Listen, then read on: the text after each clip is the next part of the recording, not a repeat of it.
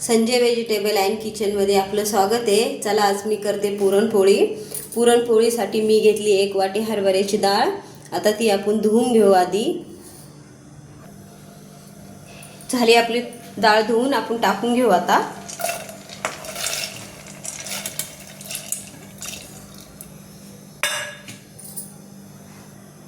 त्याच्यात आपण अर्धा चम्मच हळद टाकू।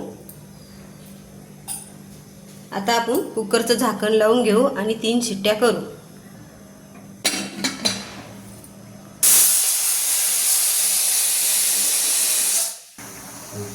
हे झाले आपले कुकरच्या 3 शिट्ट्या। आता आपण याला 10 मिनिटं गार करायचं। चला बघू आपण आपली डाळ शिजली का।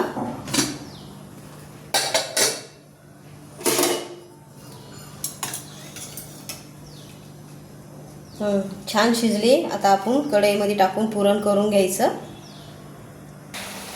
त्याच्यामध्ये आता आपण गूळ टाकून घ्यायचा, अर्धी चम्मच इलायची। आता याला छान एक सारखं होऊ द्यायचं 10 मिनिटं।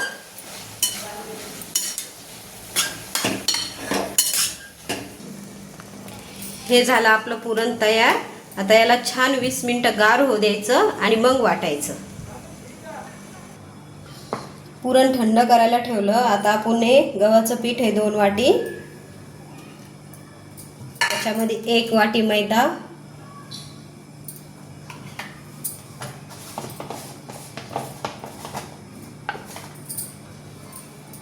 थोडा अर्धा चम्मच मीठ। आता हे मळून घ्यायचं।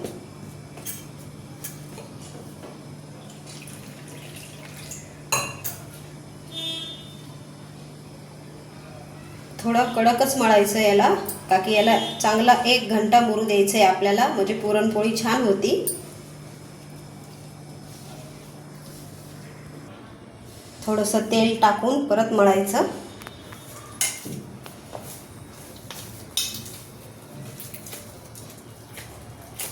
छान मळून घ्यायचं पीठ। छान गोळा तयार पिठाचा। आता आपण त्याला झाकून ठेवू, मस्त होईल तो। हे बघा छान थंड झालं, कोरडं बी झालं छान। आता आपण याला वाटून घ्यायचं।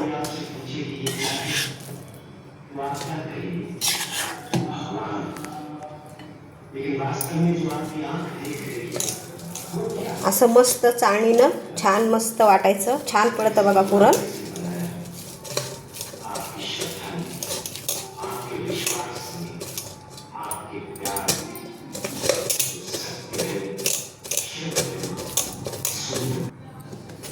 हे बघा झाली सगळी डाळ वाटून। छान झालंय आपलं पुरण, मस्त कोरडं कोरडं। आता ते आपण काढून अर्धा तास मस्त त्याला सेट होऊ देऊ आणि मग पुरणपोळी करू। हे झालं बघा आपलं पुरण छान। आता आपण पुरणपोळी करून घेऊ। आता आपलं पीठ पण छान मऊ झालंय मस्त। आता बनवायची पुरणपोळी।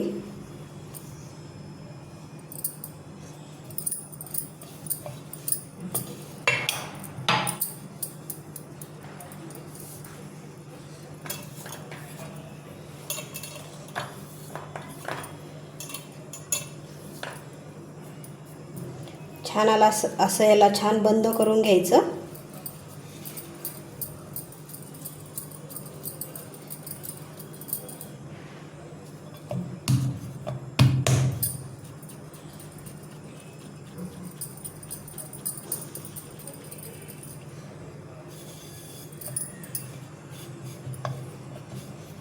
आता याला हलक्या हाताने छान लाटून घ्यायचं असं मस्त।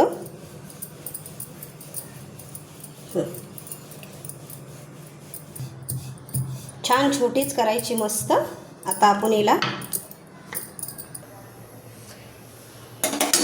आपण छान दोन्ही साईडनं भाजून घ्यायचं।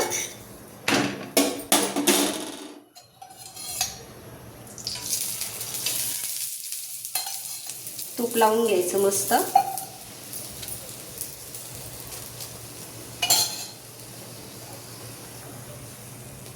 ही झाली आपली पुरणपोळी छान। आता आपण असेच सगळे बनवून घ्यायचे। ही झाली आपली पुरणपोळी. त्याच्याबरोबर मी थोडे पापड, थोडे भजे, भात, आमटी आणि खीर पण ठेवली. कशी वाटली रेसिपी? आवडलं तर लाईक करा, कमेंटमध्ये नक्की सांगा.